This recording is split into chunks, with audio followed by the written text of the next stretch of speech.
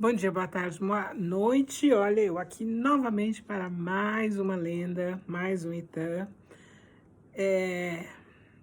Crescendo cada vez mais o número de Itãs do meu projeto Lendas Africanas. Esse Itã é também do Ogundameji. Ogundameji faz divinação para a Guofenia. A Guofenia significa o fosso caçador. O fosso caçador costumava escavar grandes buracos para capturar animais. Quando algum animal caía no buraco cavado no chão, não seria capaz de subir. No dia seguinte, ele viria e capturaria a vítima. Era um negócio muito próspero para ele e costumava fazer divinação e sacrifício nele todo ano. O buraco é chamado Ofen. Nesse ano em particular, ele foi a Ogundameji para adivinar, para ser bem-sucedido nas caçadas desse ano. E a ele, então, foi solicitado dar um bode para Exu, mas ele deveria libertar primeiro 2 presas após o sacrifício e matar a terceira presa. Ele fez o sacrifício e escavou o buraco para o próximo ano de caça. A primeira vítima foi um boá, ou uma boá, o qual ele puxou para fora e libertou. Boá é serpente. Após ser libertada, a boá olhou para trás e prometeu retornar para ajudar um dia. A Gofenia se questionou como uma boá poderia alguma vez ser útil para ele. No dia seguinte, o buraco capturou um coelho, que ele novamente libertou. O coelho também olhou para trás após ser capturado e prometeu retornar para ajudar algum dia. Ele disse ao coelho para seguir seu caminho, porque não podia imaginar como um coelho lhe poderia ser de alguma forma útil. No dia seguinte, o buraco capturou um gato do mato, Ogbo. Ao invés de matá-lo, conforme havia sido avisado a fazer, ele libertou porque esperava alguma coisa maior. Depois disso, o buraco não capturou nada. Nesse meio tempo, ele começou a passar privações.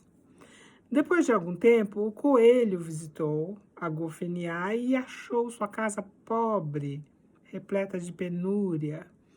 O coelho decidiu auxiliá-lo cavando um buraco da casa de Agofenia ao tesouro do rei dentro do palácio. E por meio do buraco, o coelho foi capaz de esvaziar o tesouro do rei para dentro da casa de Agofenia. Logo em seguida, ele se tornou próspero, muito próspero, e sua casa começou a prosperar rapidamente com opulência. O gato do mato, que fora libertado, ao invés de ter sido morto como tinham avisado a Agofenia para fazer, também o visitou. E aí ele lhe perguntou como conseguiu sua nova prosperidade. E ele traiu seu benfeitor, revelando que o milagre fora executado pelo coelho. Ogbo rapidamente foi contar tudo ao rei, que mandou chamar Agofenia ao seu palácio para se explicar. O rei tinha notado o roubo no seu tesouro e agora estava certo que Agofenia era o cúmplice. Após entrevistá-lo, ele negou, claro, a acusação. O rei prometeu confrontá-lo com testemunhas durante 7 dias, durante os quais Ogbo era para estar presente para confirmar suas alegações. Agofenia chorou em casa, desesperado, porque sabia que a pena inevitável era a morte. Em seu caminho para casa, ele encontrou a Boá, que lhe disse para não se preocupar, porque a situação apresentava a oportunidade para retribuir o bem anterior feito a ele. No 7º dia, Ogbo, um coletador de vinho, devia coletar algum vinho do arbusto antes de ir ao palácio. A Boá tomou posição, ocultando sua cauda no caminho. o qual Ogbo estava indo trilhar para as palmeiras. Assim que Ogbo pisou no rabo da Boá, a última lançou suas flechas nele instantaneamente. Quando implorou a Boá para retirar as flechas de seu corpo, ela lhe disse que era muito tarde, já que Ogbo sabia que era proibido para qualquer um tocar sua cauda. Ele ainda foi coletar o seu vinho e apressou-se para casa para se preparar para a sessão na corte do palácio. Mas ele tomou seu banho, se vestiu e partiu para o palácio. Quando estava chegando, o veneno contido nas flechas da Boá derrotou-o. E ele deixou seu objetivo para morrer ali, naquele local onde a Boá havia alvejado.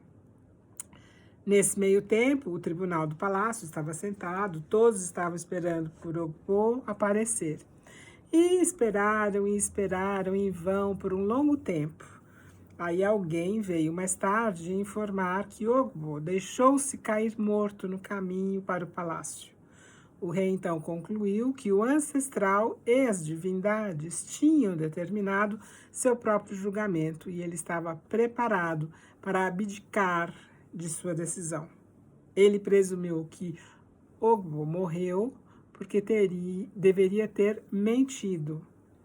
Agofeniá foi então inocentado e exonerado. Foi nesse momento que Agofeniá cantou em louvor de Ogundamedi, em louvor ao coelho e em louvor a Boá. Em seu louvor, proclamou que o sacrifício manifestado era para aqueles que executavam-no, mas que ninguém deveria ignorar o aviso de um divinador, como ele fez, falhando em matar Ogbo, a terceira vítima do seu buraco armadilha. E ele continuou: quem poderia ter acreditado que uma formiga poderia auxiliar o elefante? Que a minhoca poderia salvar a Boá, constritor das garras da morte? O coelho e a Boá foram sempre as benfeitoras da sua vida. Na verdade, amor com amor se paga a outro, como o mal gera um mal para outro.